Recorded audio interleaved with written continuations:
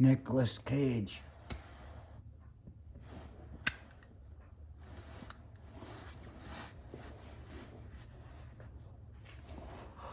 Lord of War.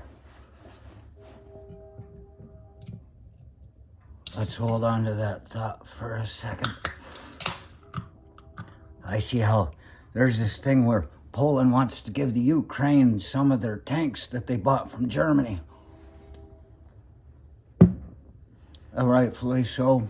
It's wise to be hesitant about that. Germany, I mean, the U.S. was selling F-14 Tomcats, I believe, to the Saudis about the time I was over there, and our pilots were training their pilots to fly them. So would you want them giving those away to somebody? Maybe now. I mean, it might be that we really don't want them to have them anymore, seeing the way things have gone lately and pretty much how they were going then. I mean, they just bought an army. They bought us to come over there. That's the way I see it. They gave me a little... I'm not going to run away and get it. Maybe I'll make it a thumbnail. They gave me a little white gold thing, medal. All of us that were over there, I guess. It's a pretty nice medal, man. And it's got a ribbon that can go on your jacket. I'm guessing it's probably been approved by the U.S. military for us to put it on. I never did. It's been in a little case all that time. But evidently they wanted to pay us all. And the U.S. government says, no, we're not mercenaries. And I'm sitting there going, well, I'm getting paid to be in the army. And if you looked at it, somebody had said we were living in a state of poverty with the pay we got. But you include the food and the housing and all this other stuff. Clothing allowance every year, you get a check for that. Medical. I would have taken a little bit more money. Somebody offers you a gift, you're supposed to receive it. Haven't we learned anything from the Native Americans? Well, they didn't do so well with, the way their philosophy worked for them against us. They were too nice. But so, Poland's wanting to take their Leopard tanks and give them to the Ukraine to use them. And Germany's like, nah, I don't know about this. And then Germany supposedly said, the U.S. gives some Abrams over. That's a good tank, 60 miles an hour. But maybe we'll, but evidently they're talking more now. They're going to allow Poland to give them the tanks give Ukraine the tanks that Germany sold to Poles. And so it looks like, from what I hear, that Poland's getting ready to modernize its military. So that's a wise move for them too, because, for one thing, if the Ukraine gets taken, the next move is Poland. They're right there. They've been getting stuck in the middle as long as we've been fighting, modern warfare.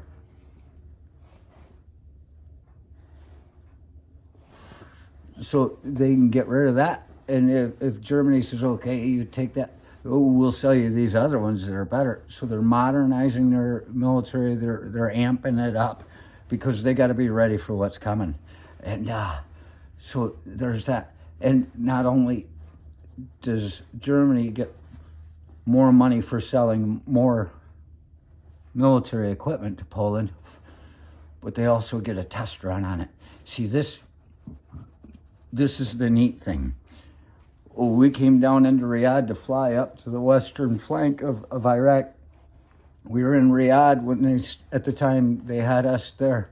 At the time they started bombing Baghdad because they didn't know if there were going to be riots in the streets of Riyadh. So we were in Thamama, some prince's place with an airport right off outside of Riyadh, and we'd go into Riyadh to make deals and stuff.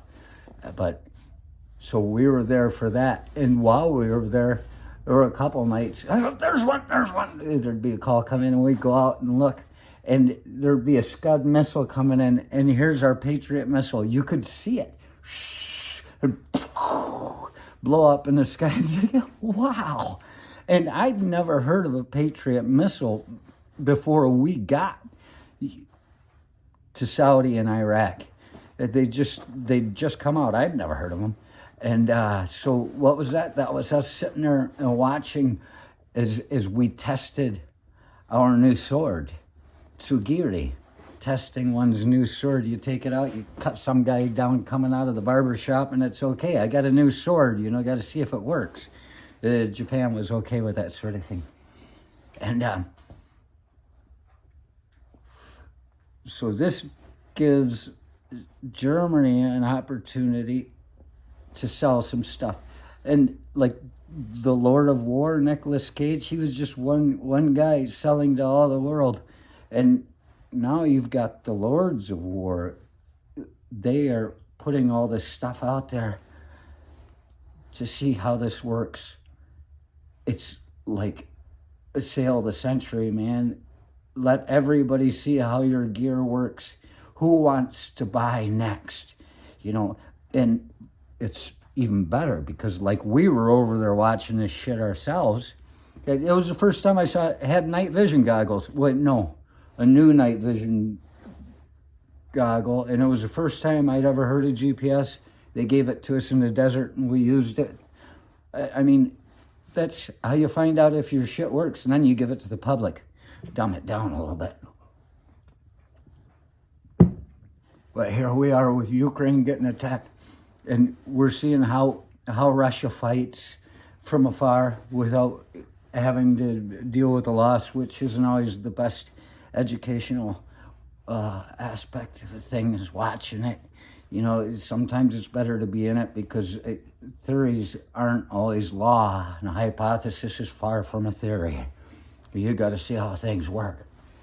And so you got all these different countries that are going to start fucking selling shit and giving shit. Go ahead. It's like a big game of Risk 4D. I mean, you got all three of the visual dimensions, but then you take the fourth dimension of time. We're watching it all play out in real time. This, I'm thinking, is really going to change the way wars are fought. And if we've learned anything from history, every time we change the war, the way it's fought, so that less people will have to die. Look at the Gatling gun. It just means we're becoming more efficient at killing each other. Not too much more of this.